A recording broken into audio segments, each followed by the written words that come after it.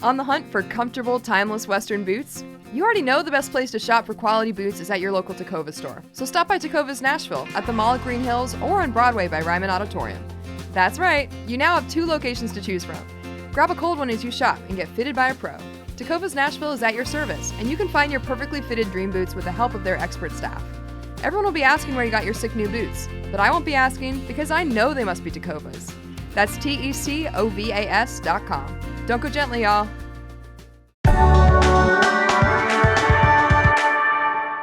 Today on CityCast Nashville, the drag ban is back, and we're breaking it down and what that means for Nashville performers. We're also talking about Biden's decision to drop out of the presidential race and Tennessee's role in what comes next. Also, we're talking about Nashville's peace rally this past Sunday. And finally, if you feel the urge to get out of town, we're talking about BNA's best restaurants. I'm joined by producer Marie-Cecile Anderson and executive producer Whitney Pastrek. CityCast Nashville is presented by our exclusive launch sponsor, Tacovas. It's July 23rd. I'm your host, Grace Fuse, and this is what Nashville's talking about.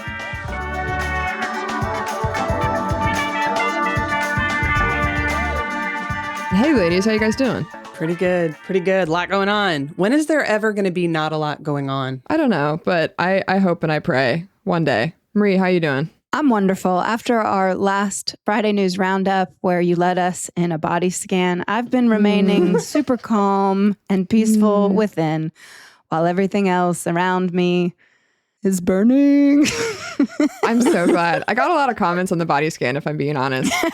We're going to go through some of the headlines, the latest headlines in Nashville for you real quick. Whitney, take it away. What's going on in these delegates? Sure. Right. The delegates. All right. So as many of you undoubtedly noticed, over the weekend, President Joe Biden dropped out of the presidential race and threw his endorsement towards Vice President Kamala Harris. This is in advance of the Democratic National Convention, at which delegates from all the states show up. And you've probably seen this on TV, right? They stand on the floor of a convention center somewhere and they wave little signs. And if they're from Wisconsin, they wear cheese hats or whatever.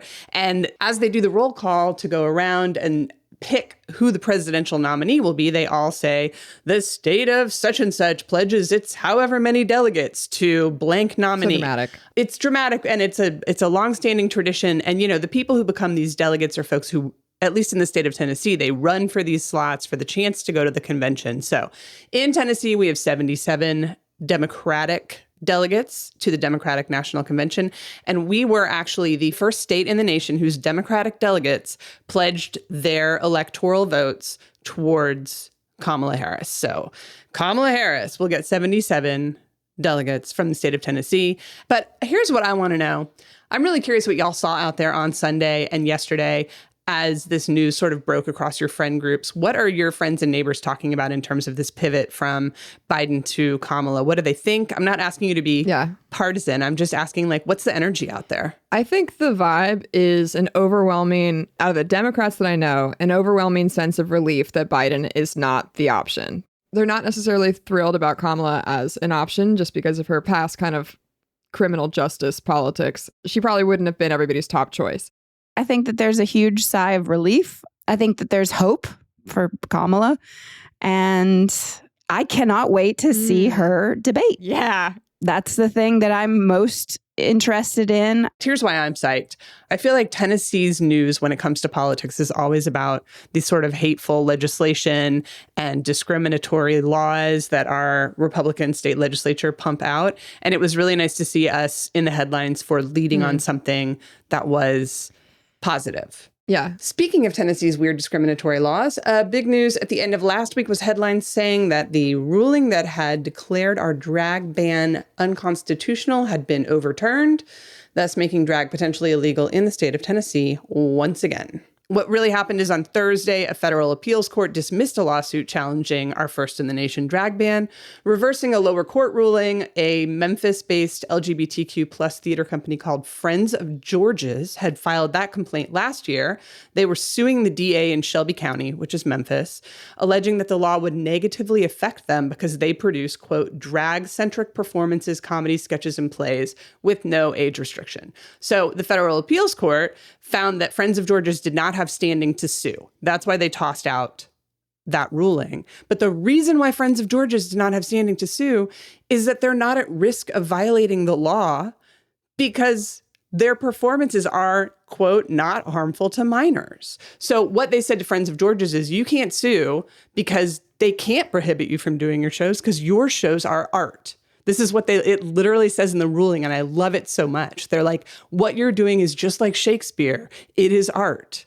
So it's in fact not harmful. So my question is, how have we allowed this poorly written legislation that clearly violates the First Amendment to freak us all out? Why are the Republicans passing such crappy laws in the first place? Like, this just all feels really stupid to me.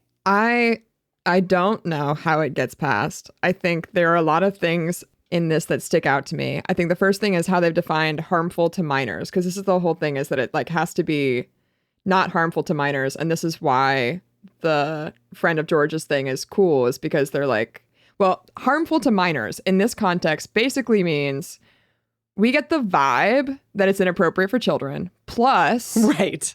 A 17-year-old, this is the funny thing, a reasonable 17-year-old doesn't get anything out of it.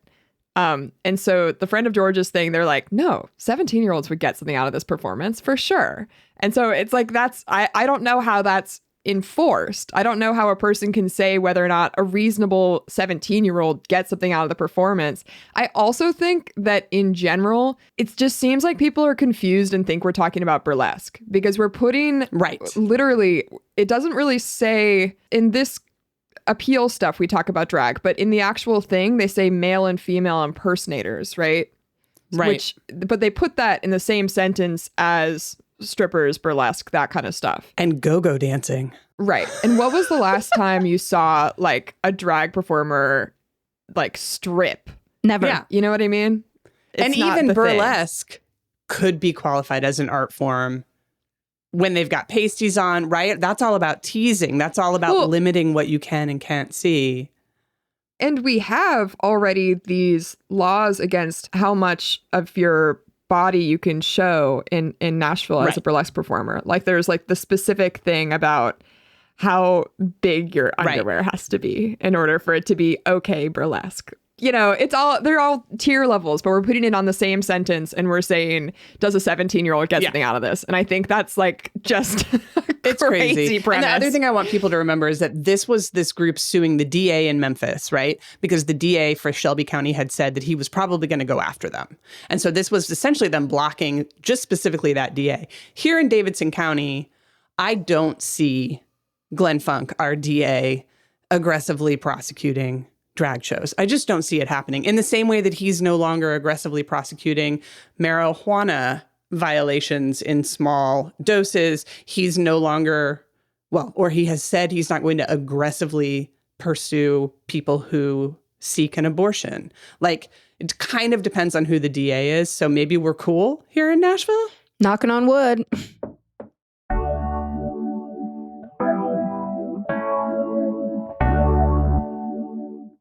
Let's talk about the heavy news that seems to not be leaving because they continue to rent a house in Kentucky. And I hear that they've extended it through July 27th. Kentucky also just feels like kind of a distance to drive from for just the sake of spreading hate. We're obviously talking about the neo-Nazis downtown that have spread out of downtown. We've talked about it a couple of times. We're going to keep talking about it because it's not going away as an issue. I'm going to try to put a little bit of a positive spin and talk about the Nashville Peace Rally that happened on Sunday. The Jewish Federation of Greater Nashville organized that. There were a bunch of musicians and speakers who came out and encouraged peace and unity. Of course, there were protesters. They weren't allowed in. That's how that goes. I mean, I'm sure everybody could have expected that. But it was at Bicentennial on Sunday. There were 400 attendees, or around 400. We had Freddie, our beloved Mayor Freddie O'Connell speaking. He said, and I just think this is like solid Freddie quote, because I like this imagery that he has here. Over the past few weeks, we have seen clown cars of a circus of fear and hatred bring their tour to Nashville in rented box trucks. Those who abuse the powers of the First Amendment for the powers of hatred and fear are not entitled to tolerance and acceptance. We will continue our efforts to ensure they confront ongoing difficulty when they try. Nice. The reason we're bringing this up is because we have this episode with Afton Bain that'll come out a little bit later about Nashville against Nazis as a group, as a sentiment, as a movement. Yes. This is something that Representative Afton Bain has started. She's making merch, so you know it's real. They've got yard signs, they've got bumper stickers. It's Nashville against Nazis, and she does have a whole organizing toolkit involved in that. Grace, I know you talked about her. What were some of the things in that toolkit? There are a lot of things in the toolkit. I think the main thing is just this general sentiment of making sure that neo-Nazis don't feel comfortable in Nashville. And part of that, and the reason I'm bringing this up, is because one of those points in the organizing toolkit is to provide an alternative to hate-filled rhetoric. And that's what this peace rally is. Yeah. And it's something that we need more of. If you want to go ahead and do your own work this week, there's White Nationalism 101. It's like a virtual conversation on July 25th that you can see more information on that at NashvilleAgainstNazis.com, which will forward you to Afton's website. I just want to continue talking about this and raising the awareness because it seems some people in Nashville may not be aware that this is happening. Wait, what? Yep. People I know have not heard this news. And then also, visitors coming from out of town to Nashville have not seen the headlines about it. So I think it's our job at CityCast Nashville to keep talking about it, even though it's not fun. Yeah. But something that is fun is that over the weekend, there was, get ready for this, a Bozo the Clown sighting. Pardon? Yep. Pardon me? No, Marie. Real Bozo? Yes, that's right. Bozo the Clown, a.k.a. David Arquette. David Arquette from the Scream franchise, husband of Courtney Cox Arquette? Yes, that David Arquette, even though him and Courtney are no longer married. He was spotted at the Nashville Peacemakers' third annual citywide baby shower over the weekend, dressed as Bozo the Clown. And the reason why is that he has recently bought the rights to Bozo and is on a mission to make people like clowns again. So he was here over the weekend doing just that.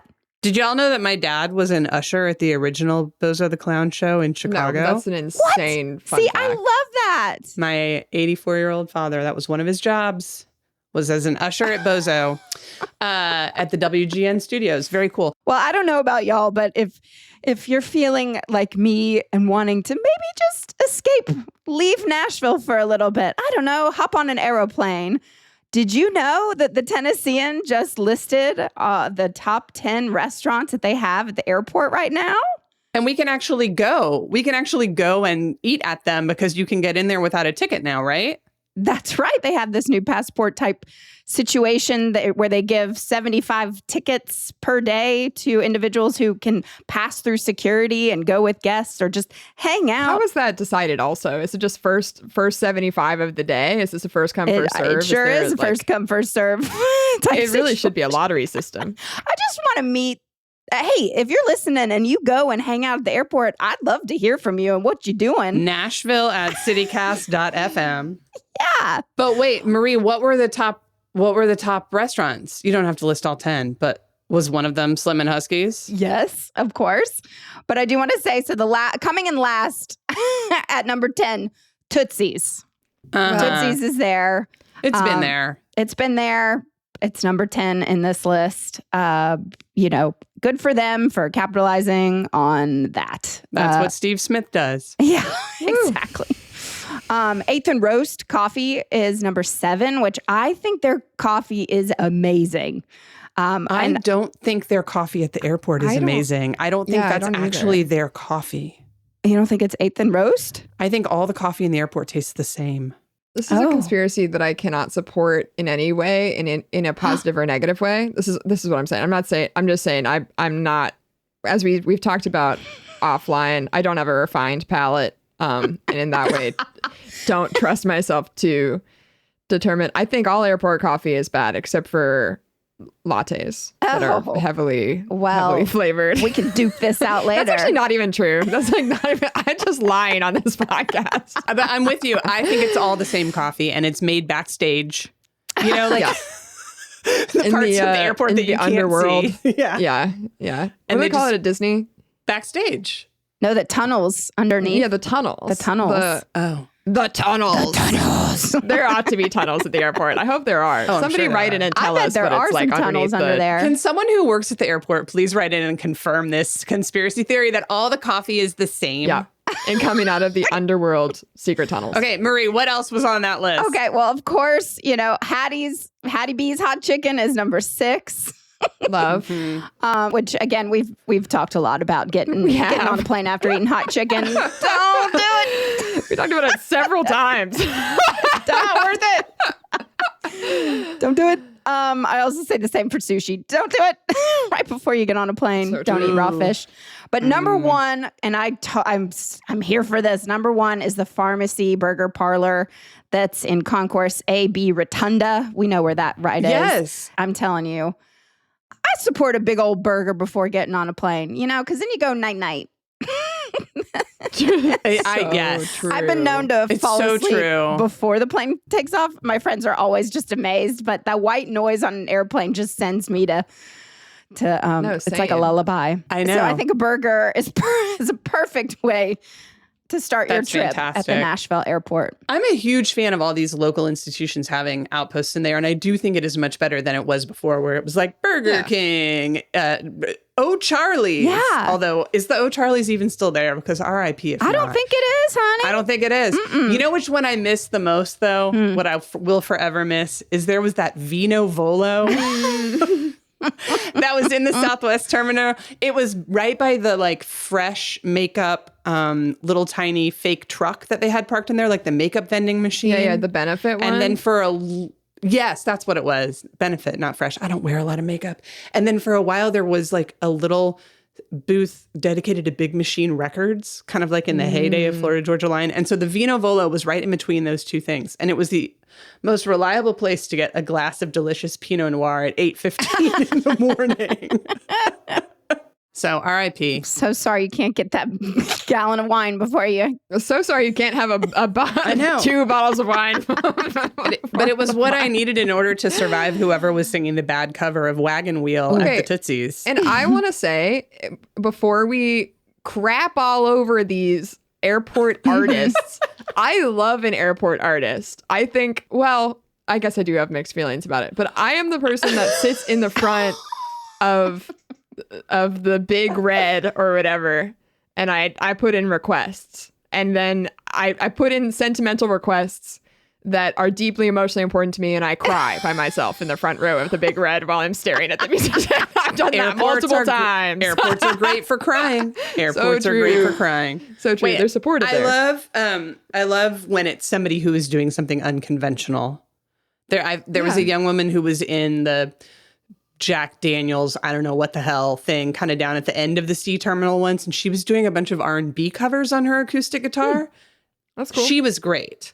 But when it is just an indistinguishable artist who sounds like all the other artists doing covers of all the same songs over and over again, I could take it or leave it. I mean, I have been blown away by some of the talent I've heard in the Nashville airport. Like you'll be walking or running, like I always am running to my flight, hearing just a voice of angels, And I mean, this is why I think it's so cool to have live music welcoming our tourists, because it's like, you think that's great.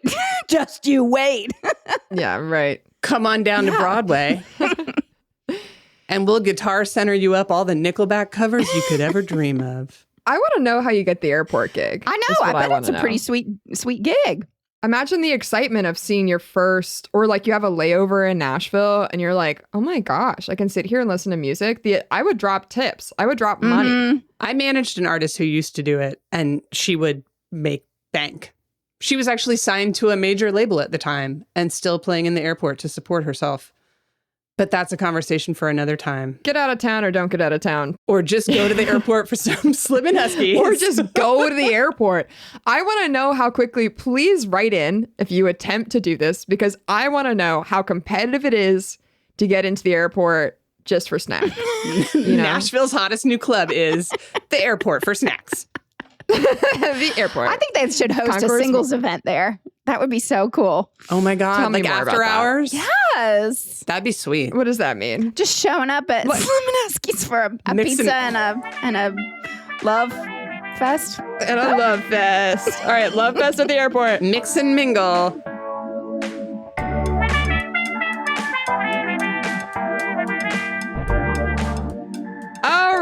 right. On that note, that's all for today here on CityCast Nashville. If you enjoyed the show, why not tell a friend, rate the show, leave us a review, and subscribe to our Hey Nashville newsletter. We'll be back tomorrow morning with more news from around the city. Bye. Bye-bye. Bye.